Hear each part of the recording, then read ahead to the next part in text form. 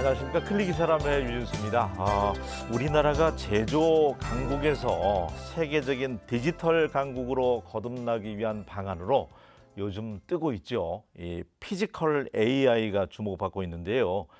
반가운 것은 이것이 우리 전북에서 첫 발을 떼게 됐습니다. 자, 바로 그 주인공인 더불어민주당 정동영 의원과 함께 또 이와 관련해서 이야기 나눠보도록 하겠습니다. 안녕하세요. 예, 반갑습니다. 예, 청문회 치르시느라고 어떻게 마음고생 좀 많이 하셨습니까? 어떻습니까?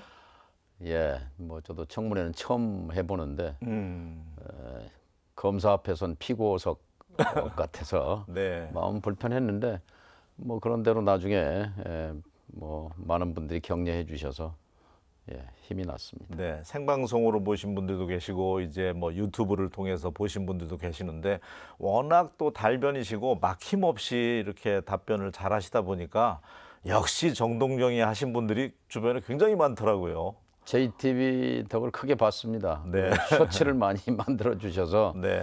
많은 분들이 얘기하시더군요.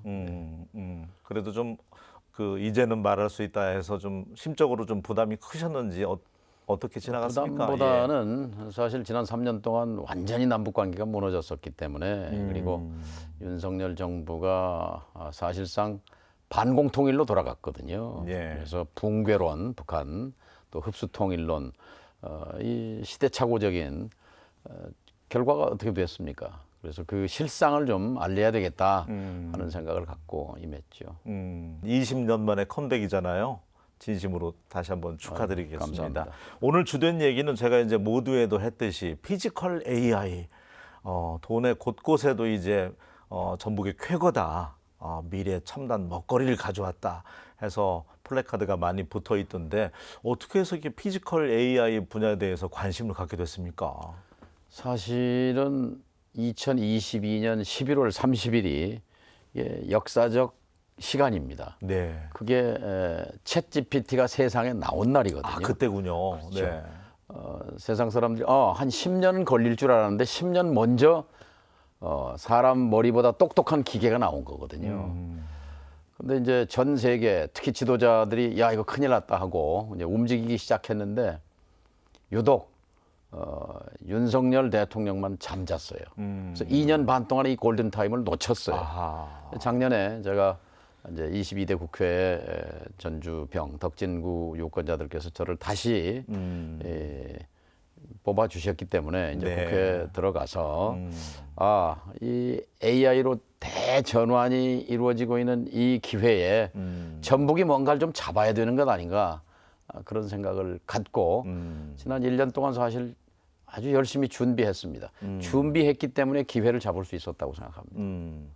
AI는 뭐 챗 GPT 말씀도 해주시고 그 실상에서 우리가 이제 그 스마트폰 통해서도 많이 사용하고 있고 또 알파고 또 효과도 있었는데 피지컬 AI라는 게 뭔가 하고 궁금해하는 분들이 있어요. 예, 올 초 그렇죠. 사실 라스베가스에서 있었던 CES에서 젠슨 황이 그 단어를 처음 썼잖아요.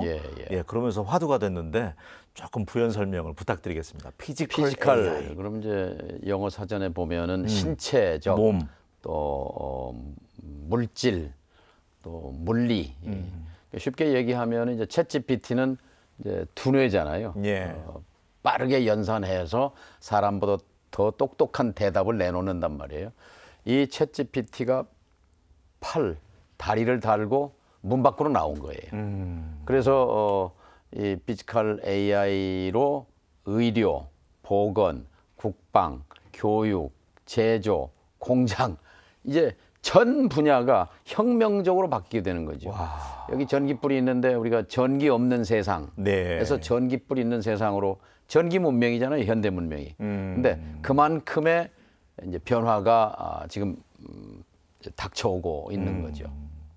그러니까 미래를 생각해 보면 상상 이상이라는 생각이 듭니다. 이제 로봇하고 휴머노이드 AI를 장착한 로봇과 함께 살아갈 수 있고 학교에서도 선생님 보조 역할을 또 로봇이 할 수도 있고 그런 세상이 이제 눈을 감고 떠올려 보면 도래할 텐데 모든 게 이제 예산이 중요한데 엄청나게 또 큰 예산까지 마련을 하셨어요, 우리 의원님께서. 그러니까 사실 이게 이제 정상적으로 경쟁하는 판이었으면 전라북도 천신, 전라북도 차지가 되기 어렵습니다. 근데 지금 정권 차원에서도 잠자고 있었고 또 정부에서도 미처 그림을 그리지 못했어요. 금방 말씀하신 대로 젠슨 황, 네. 엔비디아가 없으면 엔비디아가 만드는 GPU라는 그 그래픽 카드. AI 반도체가 예, 네. 없으면 사실은 이제 AI 시대는 열 수가 없는데 이 엔비디아가 지금 시가총액이 4조 달러, 대한민국의 1년 총 GDP의 2배가 넘습니다. 이 GPU 카드 하나를 가지고 네. GPU가 요 A4 용지 한 장만 해요. 이게 6천만 원입니다. 예. 원가는 아마 10분질 100분의 1쯤 들을까 싶은데요. 그게 8장 있어야 한 세트거든요. 이게 68, 48, 4억 8천이죠. 거기다가 이 8장 한 세트를 구동하는 소프트웨어로 쿠다라는 게 있습니다. 그게 2억 갑니다. 그러니까 근 한 7억 돈이 있어야 한 세트가 있는데 대한민국은 카이스트조차도 한 세트가 없었어요. 그래서 제가 이제 1년 전부터 AI를 공부하기 위해서 전문가들과 AI 전략 포럼, 대한민국을 어떻게 하면 AI 선진국으로 만들 수 있을 것인가 해서 그 대학, 카이스트, 전북대, 성균관대, 서울공대 그리고 이제 연구소, 스타트업들 막 그 AI 이제 그 창업한 젊은 기업들이죠. 그리고 대기업들 뭐 네이버라든지 KT라든지 삼성이라든지 LG라든지 뭐 네. 등등 대기업들 그리고 정부, 여야 이렇게 해서 6자, 7자가 한 자리에 모여서 대한민국이 어디로 가야 하는가 딱 두 방향이 나왔습니다. 네. 그게 뭐냐? GPU 사와라. 우리가 GPU가 없다. 대한민국이 그때 2,000장밖에 없었어요. 그런데 예를 들면 뭐 아마존은 100만 장, 뭐 구글은 50만 장, 80만 장 이러는데 2,000장 가지고 AI 뭐 명함을 못 내밀잖아요. 그렇겠네요. 또 하나가 네. 피지컬 AI로 가야 한다. 근데 이제 그 젠슨 황이 뭐라 그랬느냐? 이제 미래 세계는 피지컬 AI가 결정한다. 피지컬 AI가 좌우한다. 이렇게 딱 선언하면서 전 세계가 또 이제 다 달려들었어요. 맞아요. 그러니까 대한민국 정부는 사실 여기에 대한 설계도 그림이 없는 상태에서 사실 전라북도 피지컬 AI 선도 프로젝트가 먼저 그려진 겁니다. 먼저 그려진 거예요. 네. 그러니까 정부에서는 원래 예산 편성권은 기재부, 정부에 있지 않습니까? 네. 그리고 그것을 국회에 넘겨주면 국회에서 그걸 심사하고 삭감한 권리는 있지만 예산을 짤 권리는 국회에 없어요. 근데 이번 경우는 어떻게 되느냐? 사실은 국회에서 짠 거. 그러니까 정동영 의원실에서 짠 예산을 국회가 국회 받으라 그러니까 당연히 정부에 받으라 그러니까 정부에서는 당연히 노 그러죠. 이건 있을 수 없는 일이다. 우리가 제대로 용역도 주고 해서 검토해서 할 테니까 좀 기다려라 하는 건데 지금 기다릴 시간이 없다. 네. AI 세계는 6개월이 한 세대인데 당신들 지금 2년 반 동안 잠자고 AI 지금 강국에서 탈락하게 생겼는데 무슨 자격으로 그런 말 하느냐. 우리를 믿고 받아라.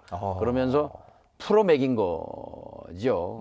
진짜 어렵게 됐는데 이제 사실은 이재명 정부를 전북도민이 만들어 주셨기 때문에 된 겁니다. 왜냐하면 이제 작년 12월 정기국회 때 네. 이거를 GPU 사오는 예산 그리고 피지컬 AI 예산을 1조를 저희가 이제 의결을 했어요. 뭐냐면 야당이니까 당시는 당시 그 검찰 특활비 등 해서 4조 원을 삭감했어요. 전체 네. 예산 677조 중에서 4조 삭감한 거에서 1조를 뚝 떼서 5천억 원 GPU를 사오자. 그리고 5천억 원 피지컬 AI에 투자하자. 이렇게 했는데 계엄령을 해버렸어요. 그래가지고 그게 이제 무산됐습니다. 네. 그러다가 이제 올 5월 달에 최상목 부총리 대행이 13조 추경하면서 여기에 GPU 만장 사오는 1조 5천억을 예산을 추경에 넣었습니다. 근데 이걸 넣게 된 것은 지난 설날 기억하실 거예요. 딥시크라고 중국에서 중국발 만들었죠. 그 AI 쇼크가 있었잖아요. 예. 중국의 생성형 AI가 이제 출현한 거예요. 그래서 이제 그땐 정부도 정신을 차린 거예요. 큰일 났다. 그래서 GPU는 반영이 됐는데 그때도 역시 이거는 저 지역 사업이다. 피지컬 AI는 전북하고 이제 그 경남이 같이 이제 두 개로 묶어서 올라갔었는데 그래서 지역 사업이라는 이유로 이게 이제 또 탈락했습니다. 근데 이번에 이제 이재명 정부를 만들어 주시고 나서 네. 제가 그 주축이 돼서 이제 그 해왔던 AI 전략 포럼 멤버 한 20-30명이 주축인데 그 중에서 과기부 장관이 나왔습니다. 배경훈 네, 씨라고 네, 이번에 LG 연구원장. 맞아요. 네. 그다음에 그 중에서 AI 청와대 대통령실 수석이 나왔습니다. 하정우 AI 센터장이 이제 수석으로 발탁. 그분들은 피지컬 AI로 가야 한다는 걸 잘 알고 있죠. 그렇겠죠. 그러니까 타이밍이 딱 맞은 거예요. 네. 이재명 정부가 되니까. 음. 그리고 이제 기재부가 이제 사실 완강히 반대했는데 기재부 장관 지금 후보자가 구윤철 장관이라고 이분이 이제 문재인 정부 때 예산실장도 하고 뭐 국무조정실장 했는데 그 지난 2년 반 놀면서 책을 썼어요. AI 혁명이라고. 잘 알고 있는 거예요. 그래서 이게 여러 가지 기회 또 특히 이제 마지막 마무리를 한병도 의원이 해줬습니다. 국회 예산결산위원장. 그렇죠. 이번에 네. 지금 국회 중요한 자리 상임위원장 가셨죠. 중에 전라북도가 3명이나 돼요. 네. 안호영 의원이 있었고 환노 위원장 원래 법사위원장도 했죠. 법사위원장. 특히 중요한 예결위원장을 네. 한병도 의원이 함으로써 이 국비 예산 229억, 그 지방비까지 해서 380억인데 이게 지금 예산을 쓰려면 넉 달, 5달밖에 안 남았거든요. 이것도 이 예산 쓰는 일도 지금 큰 일입니다. 어쨌든 후대에 남을 정말 엄청난 걸 그 포럼까지 해가면서 피지컬 AI의 시대를 전북에서 열기 위해서 의원님이 또 큰 힘을 이번에 발휘하셨는데 젠슨 황이 그러더라고. 이 피지컬 AI는 유일하게 인정하는 분이 테슬라, 예. 일론 머스크를 인정을 하던데 우리 전북이 그렇게 따지고 보면 토대를 갖추기에는 큰 경쟁자가 없다는 거잖아요. 지금 입지도 괜찮고. 예. 예. 근데 이제 애로사항은 이제 정부를 설득하는 데서 전라북도에 산업이 없지 않느냐라는 거였어요. 네. 산업이 없기 때문에 적지다.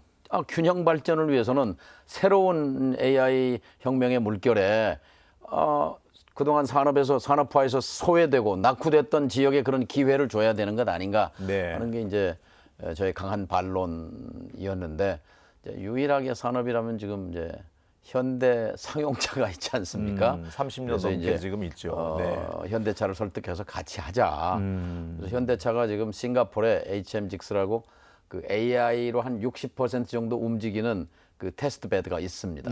근데 이제 거기도 직접 견학을 갔어요. 우리 전북대학교, 뭐 전북도 등 합심해서 이제 가서 보고 이런 거를 이제 전라북도에 해놓으면 현대도 큰 혜택을 보지만 대한민국이 피지컬 AI로 가는 데 있어서 구체적으로 그 이제 손에 잡을 수 있는 그런 테스트 베드 시험실이 되는 거죠. 기대감이 큽니다. 저희가 영상이 지금 2개가 준비되어 있는데 보시면서 피지컬 AI 관련돼서 이제 설명을 좀 듣도록 하겠습니다.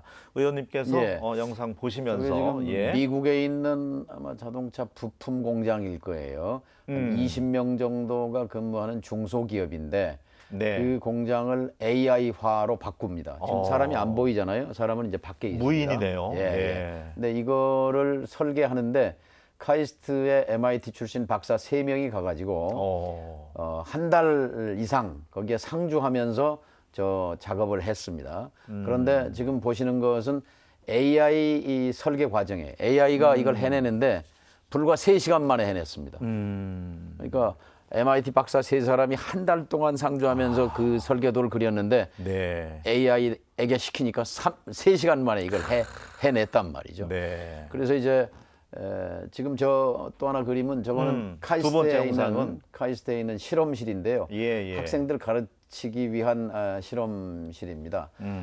이제 AI가 움직이는 그 실험 공간인데 여기에 지금 중소기업 하시는 분들이 많이 와서 줄을 서 있어요. 왜냐하면 자신들이 개발한 카메라라든지 센서라든지 이런 것들을 테스트를 한번 해보고 싶은데 밀려 있는 거예요. 네. 이거는 이제 조그마한 실험실인데 이거를 대형 테스트베드 공장을 지어서 대한민국에 그러니까 이제 전라북도에 이 피지컬 AI 테스트베드가 만들어지면 개념 실증센터죠.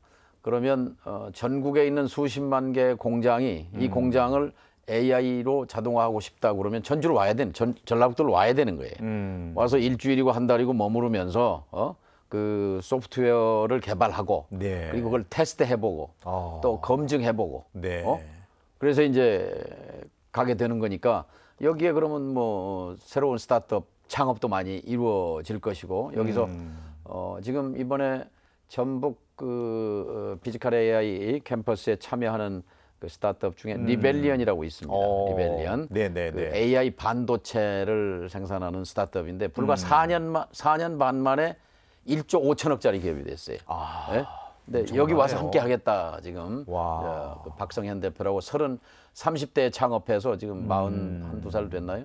지금 1조 5천억 가는 그런 기업을 일구었는데요. 그런 기업들이 여기서 이제 많이 솟아날 수 있는 거죠. 대단합니다.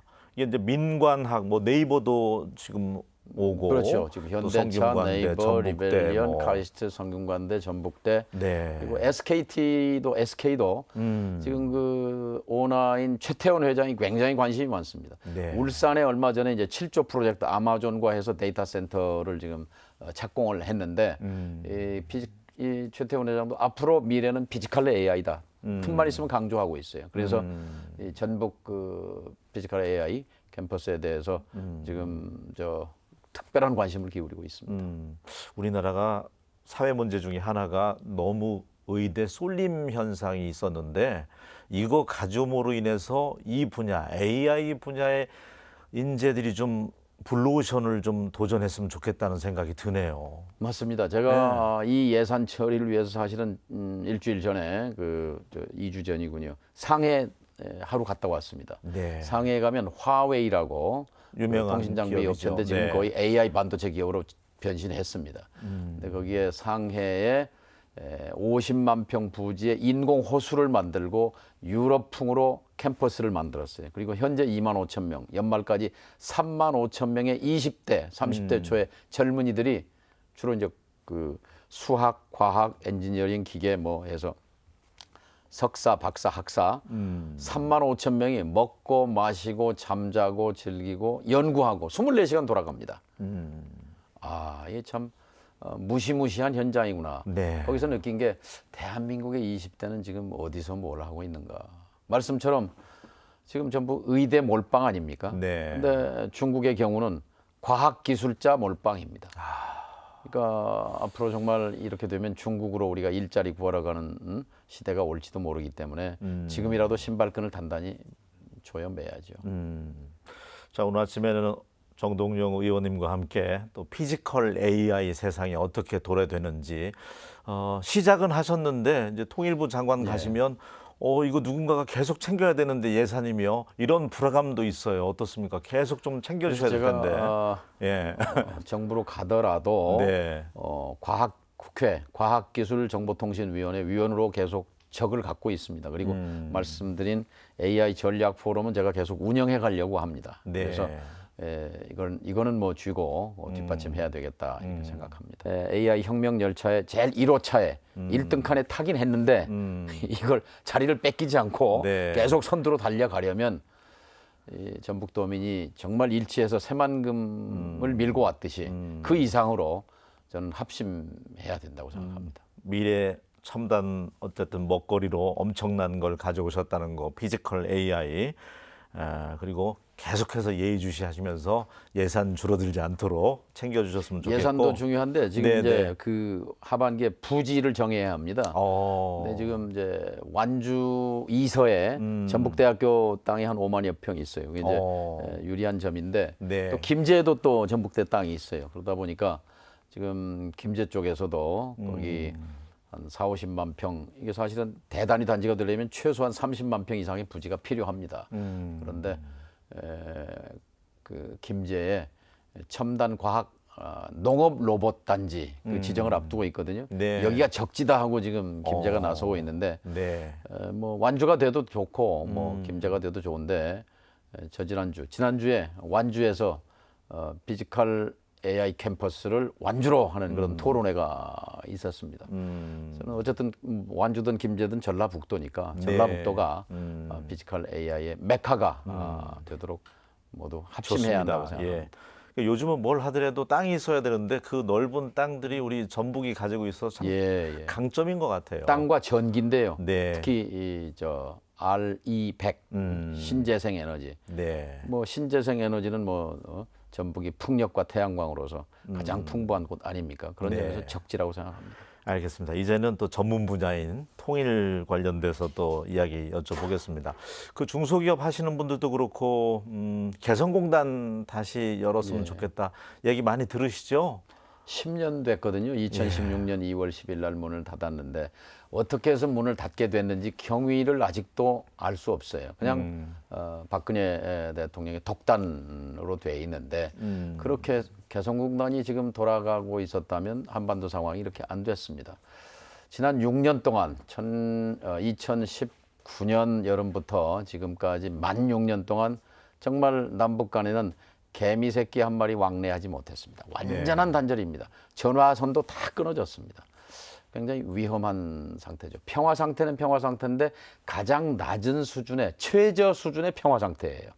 이것을 다시 남북 관계를 시동을 걸고 그리고 궁극적으로는 이제 개성공단을 다시 열고 그렇게 해서 경제 공동체 남북 연합 단계로 가는 것 그것이 이재명 정부의 꿈이고 또 해야 할 과업이라고 생각합니다.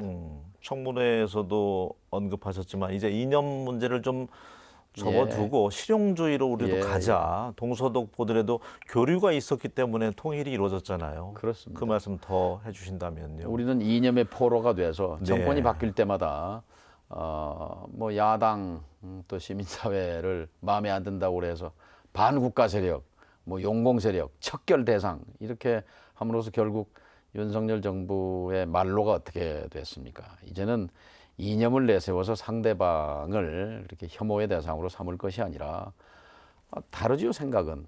그러나 그 생각을 함께 절충해서 모아서 이게 독일 방식입니다. 독일은 정권이 바뀌었어도 독일의 그 브란트 수상이 해왔던 동방 정책, 화해 협력 정책에 대해서 그 이념에는 반대했지만 그 실용성에 주목해서 그 정책을 이어받았어요. 그러면 개성공단 닫을 이유가 어디 있어요? 잘 돌아가고 있는 공단인데 금강산 200만 명이 다녀 왜 굳이 닫습니까? 그냥 우리 국민들 금강산 관광 가게 내버려 두었으면 되는데 그렇게 이념의 잣대로 이렇게 상대방을 악마화하는 그런 시대는 끝내야 한다 이런 생각입니다. 이재명 정부가 다시 사실은 보수 정부죠. 노태우 정부, 김영삼 정부 때 시작했던 남북 기본 합의서 민족 공동체 통일 방안. 그건 뭐냐면 핵심이 남과 북은 서로 상대방의 체제를 인정하고 존중한다. 이거거든요. 그렇게 돌아가면 됩니다. 지난 30여 년 동안 잘 왔는데 윤석열 정권이란 아주 변칙적 사태죠. 변칙적 정권이에요. 이게 등장해서 느닷없이 반공통일론, 붕괴론, 흡수통일로 돌아가 버린 거거든요. 그래서 이 지난 3년을 청산해야 합니다. 그리고 다시 노태우 시절, 이명박 정부 시절부터 계승해왔던 그런 화해협력 기조로 서로 상호 존중하고 인정하고 상호 공존의 시대로 가는 것이 길이라고 생각합니다. 네, 다시 그 냉랭하고 얼어붙은 남북 관계가 대화와 타협이 좀 오고 갔으면 좋겠습니다. 그래야 비교하면 형과 동생이 옆집에 바로 담벼락 하나 옆집에 사는데 맨날 뭐 돌 던지고 예를 들면 큰 소리 치고 싸우고 그 지옥이지 않습니까?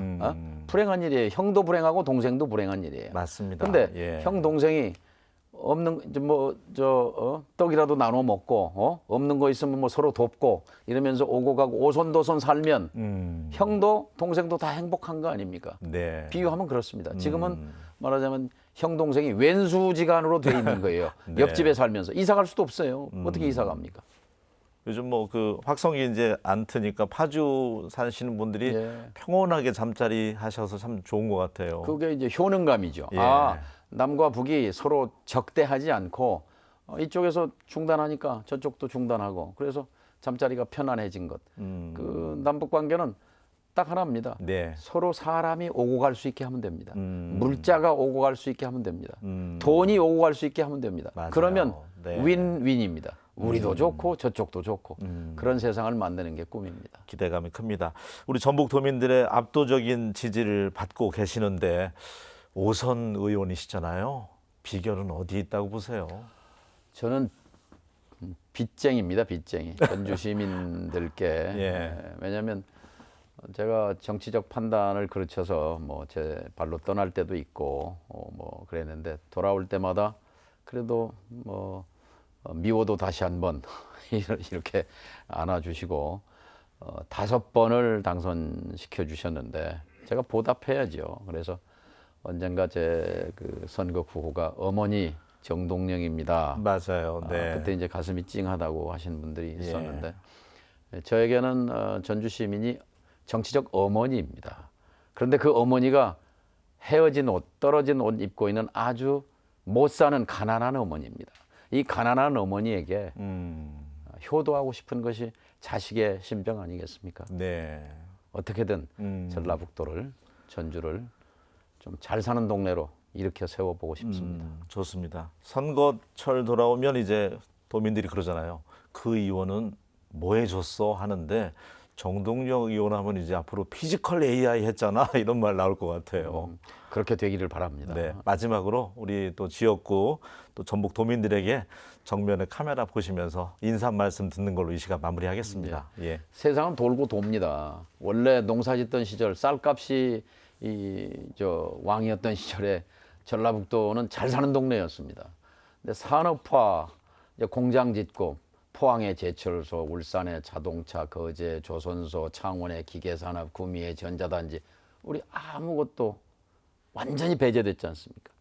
정보화 세상이 되면서 자 용인, 이천, 화성, 평택, 반도체 전부 수도권에 자 산업화에서 낙오돼 정보화에서 소외돼 이제 AI 대혁명의 시대 이때 기회를 못 잡으면 우리는 이제 영원히 기회가 없습니다. 네. 자 새만금 30년 동안 우리가 메시아처럼 기다려 왔는데 아직 안 왔거든요.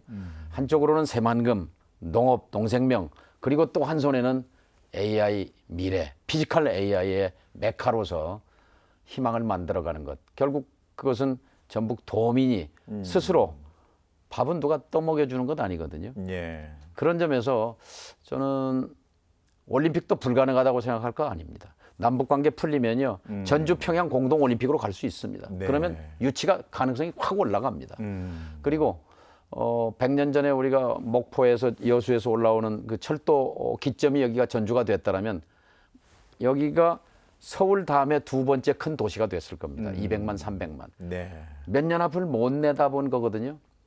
그런 점에서는 이번에 전주 완주 통합도 굉장히 중요한 시험대입니다. 네. 눈앞에 작은 이익이 아니라 10년, 20년, 멀리 100년 뒤 우리 후손을 생각하면서 좀 더 시야를 넓고 좀 통 크게 보는 전북이 됐으면 좋겠습니다. 알겠습니다. 남북관계 소통회장 다시 한번 마련해 주시고요. 또 예. 우리 전북 발전을 위해서 중앙 무대에서 끊임없이 활약해 주시기 바랍니다. 오늘 함께해 주셔서 고맙습니다. 좋은 시간 감사합니다. 네, 고맙습니다. 예, 이제 본격적인 휴가철입니다. 무엇보다도 안전사고 유의하셨으면 좋겠습니다. 저는 다음 시간에 다시 인사드리겠습니다. 고맙습니다.